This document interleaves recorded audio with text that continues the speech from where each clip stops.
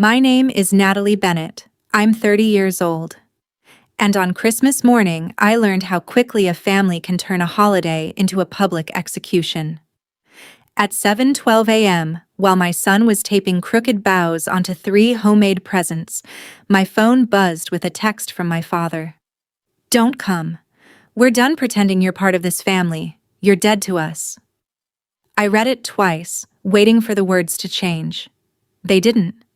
So I loaded the gifts into my old SUV anyway and drove to the waterfront house where I had spent every Christmas as a child.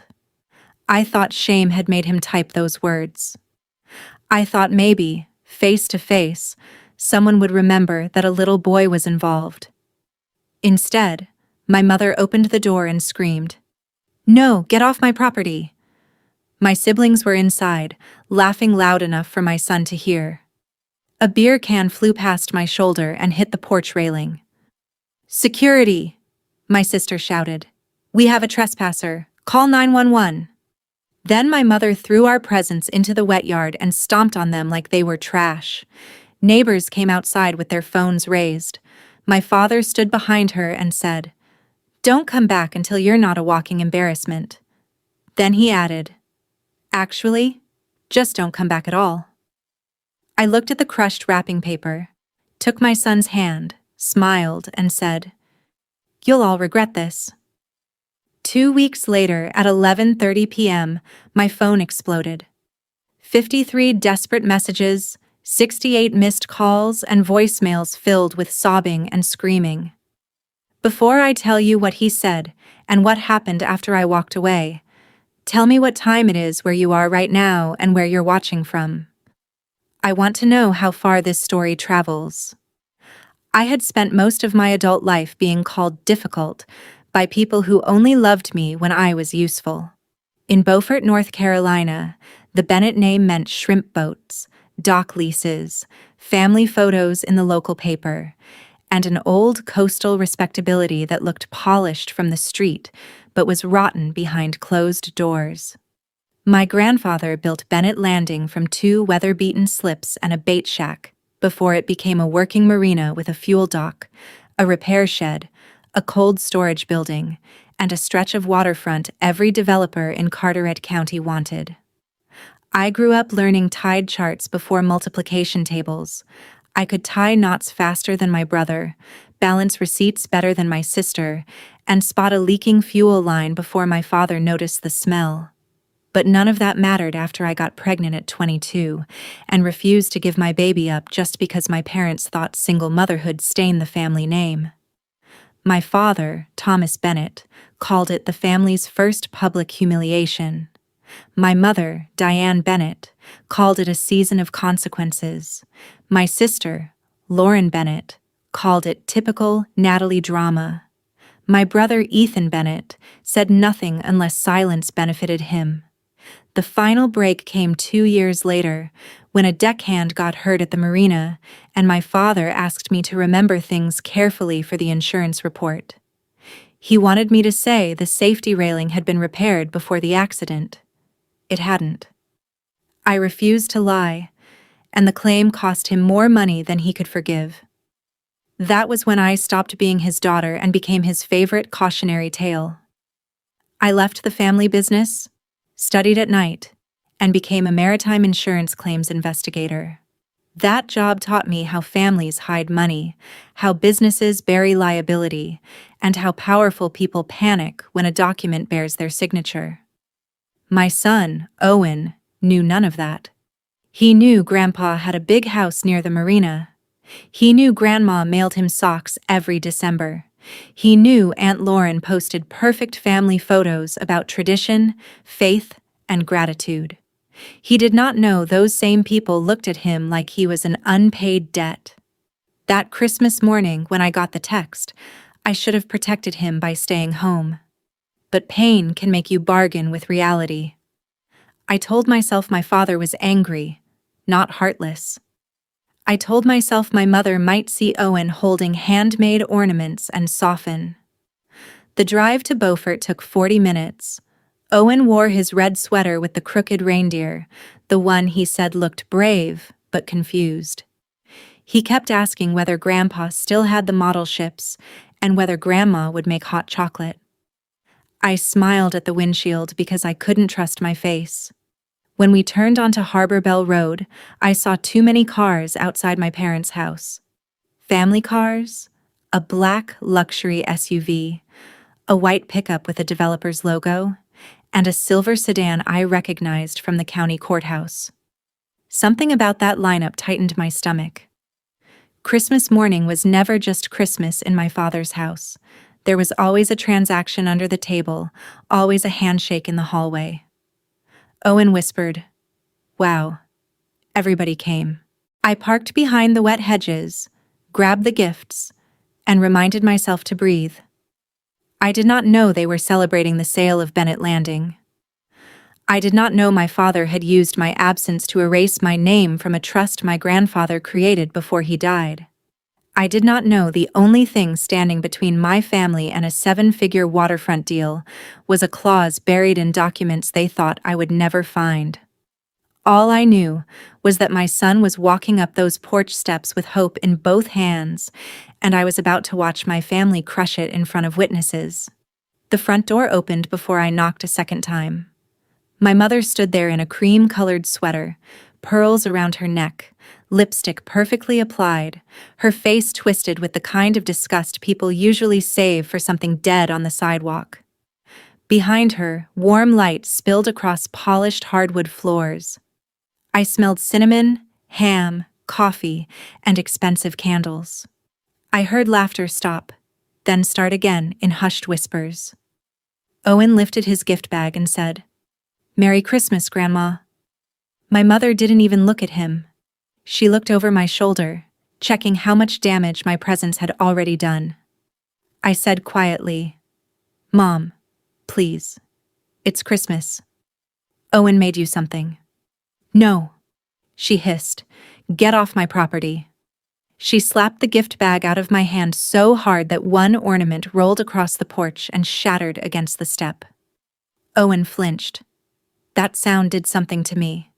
It was small, just the crack of breaking glass, but it felt like an answer from God. Stop begging these people to be human. Then Lauren appeared behind my mother, wearing a red satin pajama set and holding a beer even though it wasn't even 9 in the morning. "Oh my gosh," she said loudly. "She actually came. I told you she would." Natalie can't understand boundaries unless someone puts them in writing and has them notarized. Ethan laughed from near the fireplace. I saw cousins, in-laws, and people I didn't recognize trying to watch without looking like they were involved. Owen whispered, "Mom, did I do something?" I rested one hand on his shoulder. "No, baby." That was when the beer can flew. It didn't hit me, but cold beer splashed across my sleeve. Lauren threw both hands into the air and shouted, "Security! We have a trespasser! Somebody call 911 before she starts stealing the silverware." A neighbor across the street stepped onto her porch with her phone raised. Then another. Then a man walking his dog slowed down and started recording. My father finally came to the door. Thomas Bennett always knew how to make an entrance. White hair combed back, an expensive watch, a navy sweater, and the expression of a man who believed every room owed him obedience. He looked at Owen, then at me, and somehow made both of us feel smaller. "You were told not to come," he said. My voice stayed steady. "You told your daughter she was dead to you on Christmas morning. I wanted to make sure you meant it." His jaw tightened. "Don't perform morality on my porch. You made your choices. You humiliated this family. You refused to respect me. Now you want to drag that boy here and use him as emotional leverage." My mother grabbed the remaining gifts and threw them into the yard.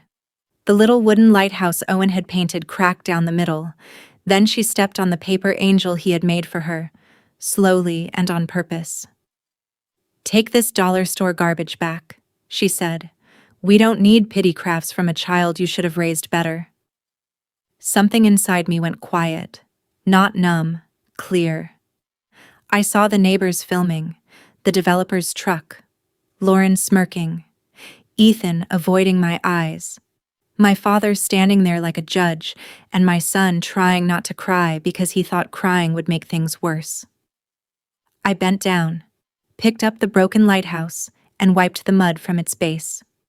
Then I looked past my father into the house. On the dining table beside the silver punch bowl were folders stamped with Bankside Coastal Development. A bottle of champagne sat in an ice bucket.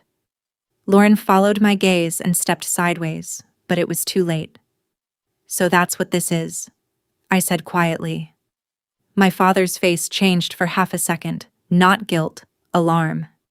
"You need to leave," he said coldly. I took Owen's hand. My mother shouted, "Don't come back until you're not a walking embarrassment." My father added, louder for the cameras, "Actually, just don't come back at all." I stopped at the bottom step and turned. I didn't scream. I didn't cry. I smiled because public cruelty creates public evidence. "You'll all regret this," I said. Lauren laughed. Ethan muttered, "Sure, Natalie." My father slammed the door. Owen and I walked to the SUV, past the ruined gifts, past the phones, past the developer's truck gleaming in the rain. I buckled my son into the back seat. He waited until I closed the door before he finally broke. "Why did Grandma stomp on my angel?" he asked. I sat behind the wheel and let one shaky breath escape. "Because some people mistake cruelty for power," I said. "But that doesn't mean they get to keep it." Then I drove away from the house that raised me, and for the first time in years I didn't feel homeless. I felt dangerous. I didn't go home first. I drove to the public boat ramp behind the old Coast Guard station and parked facing the water. Owen cried himself into exhausted silence, still clutching the broken lighthouse. I wanted to call someone and fall apart, but motherhood doesn't always give you that luxury. Sometimes it hands you a trembling child, a rain-soaked steering wheel, and a decision. I told Owen we were getting pancakes. At the diner, he ate 3 bites, then asked if he could take the rest home. I said yes. I didn't tell him my mind was racing through everything I had seen: the folders, the champagne, the developer's truck, my father's moment of alarm. As a maritime insurance claims investigator, I knew people reveal fraud in small things. A missing log, a rushed signature, a celebration before a deal closes. My father hadn't disowned me for emotional reasons. He needed me gone. After I got Owen settled at home with a movie, I opened my laptop at the kitchen table. The County Register of Deeds showed that Bennett Landing Marina had been transferred into a family trust 15 years earlier, 2 months before my grandfather died. My father had always said Grandpa left the marina to the family, which really meant Thomas controlled it and everyone else thanked him. But the public records told a different story. The trust was called the Elias Bennett Working Waterfront Trust, named after my grandfather. My father was listed as trustee, but there was a second document, Amendment C. It wasn't digitized. The record noted that the original was held by the Maritime Heritage Archives at the Beaufort Historical Society. My grandfather had donated half his papers there: boat logs, letters, and photographs from the early shrimping days. I called the Historical Society expecting voicemail. An older man answered. His name was Walter Finch, a retired harbor master who volunteered at the archives. When I asked about Amendment C, he sighed like he'd been waiting years for that question. "Your grandfather left instructions," he said. "If Thomas ever tried to sell the waterfront outside the family, we were to release the sealed packet to any direct descendant who asked for it." My mouth went dry. "My father is selling?" Walter paused. Bankside Coastal Development filed a purchase option last week. Closing is scheduled for January 9th, 2 weeks away. "Can I see the packet?" I asked. "Tomorrow morning. Bring identification." "And Natalie?" "Yes?" "Come alone first. There are things in that packet your father never wanted you to understand. I barely slept. The next morning, I dropped Owen off at a holiday camp and drove to the archives. Walter Finch was thin, white-bearded, and sharp-eyed, with hands that looked as though they had tied ropes through every storm on the Atlantic. He placed a flat archival box on the table. Inside were photographs, trust amendments, a handwritten letter from my grandfather, and a small red ledger with salt stains on the cover. My grandfather's letter began, "If Natalie is reading this, then Thomas has forgotten that land is not a legacy unless it protects the people who come after us." I had to stop and breathe. Amendment C stated that the marina could not be sold, leased long-term, or redeveloped without the written consent of all living lineal descendants of Elias Bennett, including minor descendants represented through a guardian if necessary. It also named me as successor compliance trustee if any sale involved environmental disclosures, fuel systems, shoreline alterations, or insurance claims. Grandpa had written that I had a spine built for storms. Then I opened the red ledger. It contained maintenance records, fuel tank inspections, notes about contamination beneath the repair shed, and warnings that any sale without full disclosure could trigger severe penalties. My father had known. He had known the property carried environmental obligations. He had known Owen counted as a descendant. He had known I was named in the trust for exactly this kind of sale. That was why he needed me publicly erased before January 9th. If I was dead to the family, maybe he thought he could claim I had abandoned my interest. Maybe he had already forged something. Walter handed me one last envelope. Inside was a photocopy of a consent form filed with the purchase option. My signature was on it. Owen's name was listed as not applicable. No recognized issue. I stared at the forged signature as the room seemed to tilt. My father hadn't just rejected my son. He had legally pretended my son didn't exist. Walter watched my face. "Now you know," he said. I folded the papers slowly. "No," I said. "Now they're going to know that I know." The first person I called was Marisol Vega, an attorney in Morehead City known for trust litigation and for making arrogant men regret underestimating paperwork. She met with me that afternoon. Her office had no holiday decorations except for a ceramic snowman sitting on top of a filing cabinet, which somehow made her seem even more dangerous. She read everything without interrupting.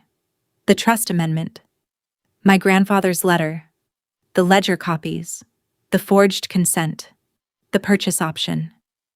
Even the neighbor videos already circulating online under captions like "Christmas drama at the Bennett house." When she finished, she removed her glasses and said, "Natalie, this isn't a family disagreement.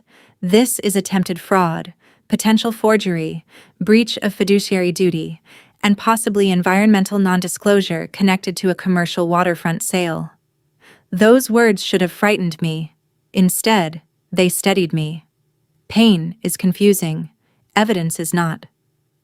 By the next morning, Marisol had filed a notice of disputed authority against the property, requested an emergency injunction to stop the closing, and sent preservation letters to my father, Bankside Coastal Development, the title company, and the bank. She also contacted a guardian ad litem because Owen, as a minor descendant, had a legal interest my father couldn't erase by writing "not applicable." "Do not warn your family beyond what I send through counsel," she told me. "Do not threaten them. Do not negotiate alone. And do not delete a single message." That advice mattered almost immediately. My father called at 6:18 p.m. I let it go to voicemail. Then my mother called. Then Lauren. Then Ethan. Finally, Lauren texted, "You pathetic psycho. You embarrassed yourself on Christmas, and now you're trying to steal our inheritance. Everyone knows you've always been jealous." A minute later, she posted a clipped Christmas video showing only me standing in the yard while she shouted about trespassing. The caption read, "Some people use children to manipulate family during the holidays. Pray for boundaries. Within an hour, church ladies, former classmates, marina customers, and distant relatives were commenting. Some called me unstable. Some said I should be ashamed. Lauren had always been good at dressing cruelty in moral language, but she forgot what I did for a living. I documented claims. I built timelines. Incomplete footage falls apart when the full context comes out. I contacted Mrs. Talley, the neighbor across the street. She had the entire video. My mother screaming. The beer can. The gifts thrown into the yard. My father calling me a walking embarrassment. Owen crying while holding his broken lighthouse. She sent it with a message. I didn't post this because I didn't want to hurt the boy. But your family is lying. Use this if you need it. I sent it to Marisol. I did not post it. Not yet. The next day, my father's attorney accused me of harassment, trespassing, defamation, elder abuse, and malicious interference with a legitimate business transaction. Marisol laughed. Then she drafted a response demanding proof of my alleged consent, proof that all descendants had been properly notified, proof of the required environmental disclosures, proof of my father's authority as trustee, and the original ink-signed copies of every document. That evening, my father left a voicemail worth saving. Listen to me, Natalie. You don't understand what you're playing with. That sale keeps this family afloat. If you destroy it, I'll make sure everyone in this town knows exactly what you are. I'll tell them you trapped some man with a baby, that you lied during the marina claim years ago, and that you've been unstable since you were a little girl. I'll bury you before I let you ruin me. I listened to it once. Then I forwarded it to Marisol. She replied with 4 words. Excellent. Keep everything. For the next 10 days, my life became a split screen. By day, I made breakfast for Owen, helped him glue the broken lighthouse back together, and reminded him that none of this was his fault. By night, I scanned documents, rebuilt timelines, reviewed county filings, and watched my family unravel through messages they thought made them look righteous. Ethan texted, "Just sign whatever Dad needs. Don't make this any bigger." My mother wrote, "A good daughter would know when to stop." Lauren sent voice messages filled with fake sobbing, then insults, then fake sobbing again. Not one of them apologized to Owen, not once. On January 7th, 2 days before the scheduled closing, the emergency injunction hearing was held by video conference. Bankside claimed they were innocent purchasers. The title company insisted they had relied on my father's documentatio. My father's attorney argued that I was estranged from the family and motivated by revenge. Marisol presented Amendment C, the forged consent form, the full Christmas video, and the red ledger documenting potential environmental contamination beneath the repair shed. The judge did not look impressed. The closing was frozen pending investigation. The title insurer opened a fraud review.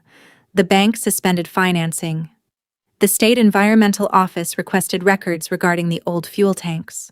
Bankside demanded that my father indemnify them for his misrepresentations. That night, my phone was quiet for the first time in weeks. No insults, no screenshots of Bible verses from my mother, no social media posts from Lauren. Just silence. I knew enough about claims to recognize that kind of silence. It wasn't peace. It was the deep breath people take just before they panic. 2 nights later, at exactly 11:30 p.m., the panic arrived. My phone buzzed so violently on the nightstand that I thought an Amber Alert had been issued.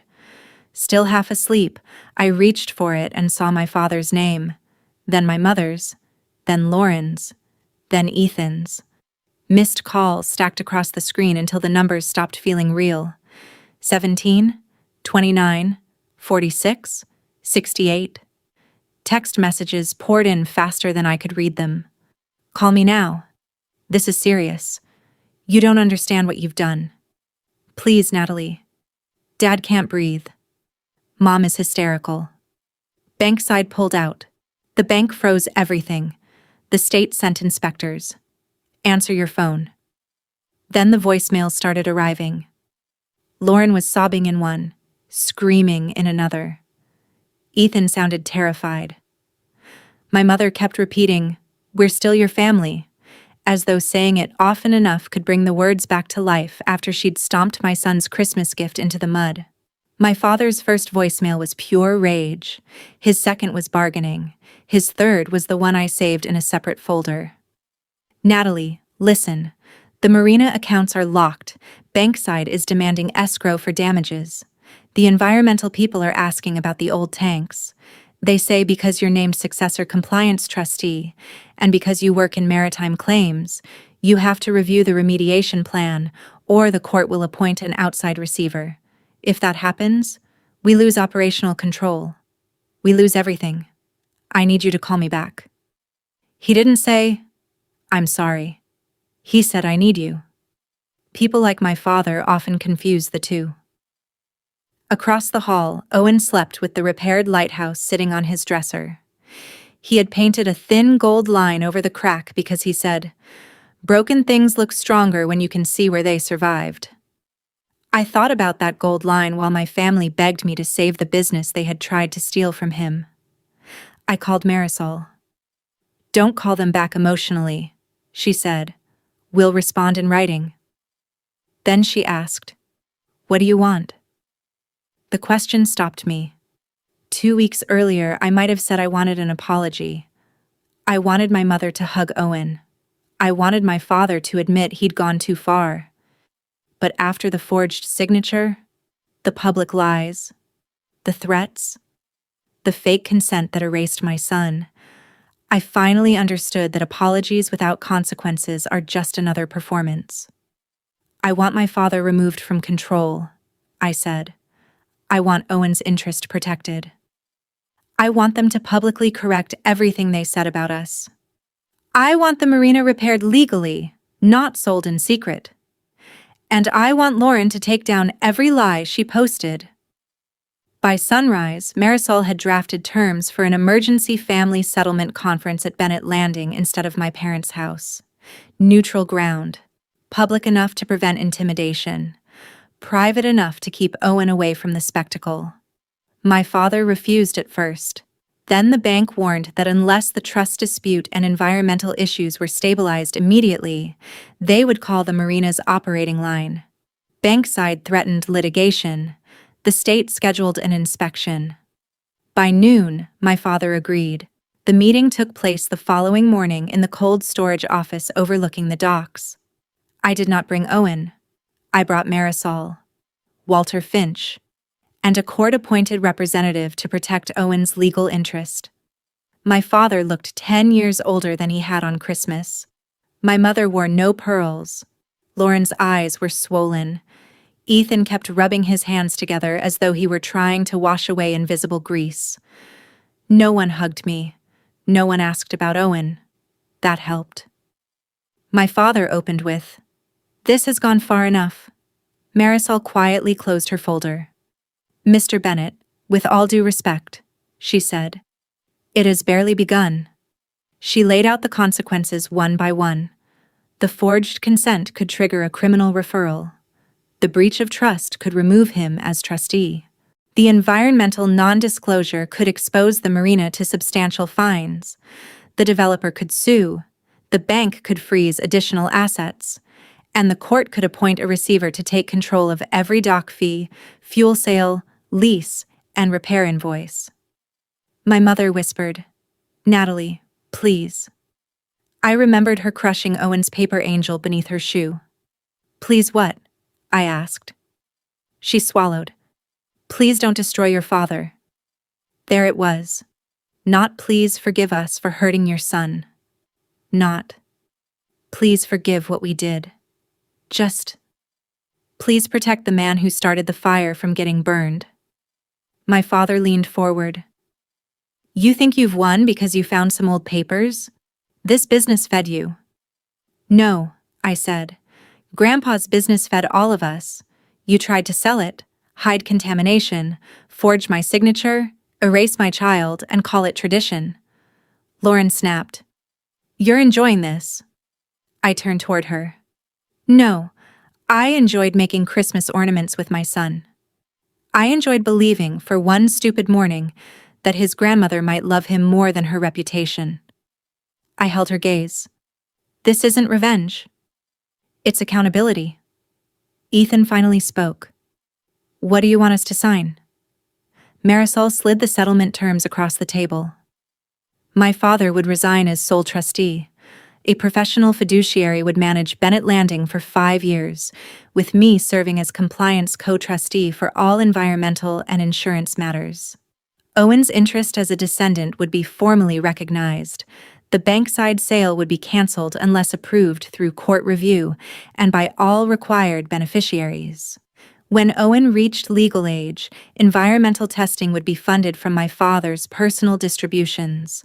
Lauren would publish a full retraction, including the complete Christmas video if necessary.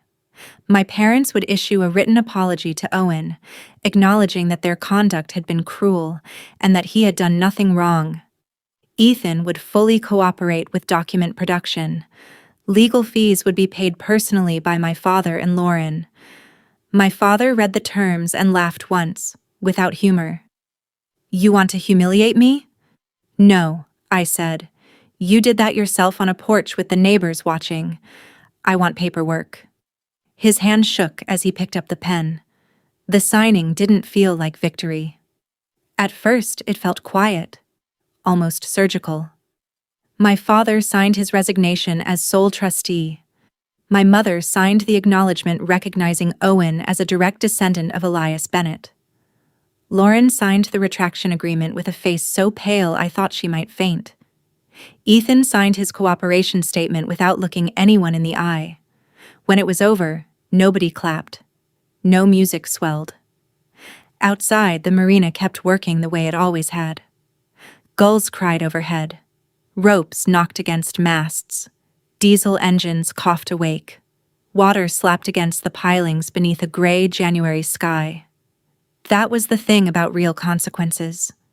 They don't arrive like fireworks. They arrive like locks clicking into place.